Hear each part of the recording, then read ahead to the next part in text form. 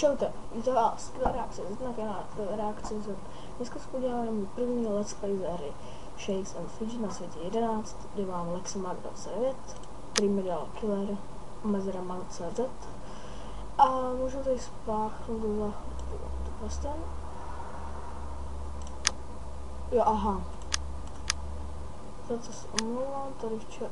Jej, Elík, naštěstí. Koupíme si třeba tuhle kravinku. Mám do té hospody a jdeme to tam. A na obrotnost. What? Jo, aha, to na sebe. OK, takže půjdeme na podzemko a dáme si věž. A obratnost je tahle.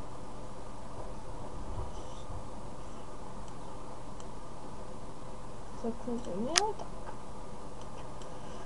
A tohle taky můžeme. Tak, no, můžeme si tady jsme dvakrát naštěstí nemůžeme koupit. Máme se vůbec nějaké léky? Máme se žádné léky, jako jsme ten naštěstí tam hodíme. Zkusíme tady pevnost. Už jsem nedal, nevadí. Tak,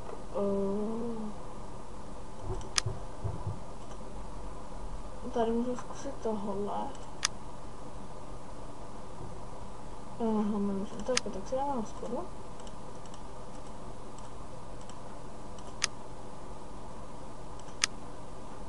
No, takže tady to. A teďka mi napadlo, že bych se natáčel sérii z GTA San Andreas a potom je multiplayer s vámi, jsem se přitom hrál, takže jinak píšte prosím vás do komentářů, jestli byste chtěli nebo ne. Tak jo, děkuju a příští video zas. Tentokrát dlouhé ne s shakerem, tak vám se proklikáváníčko, takže čus.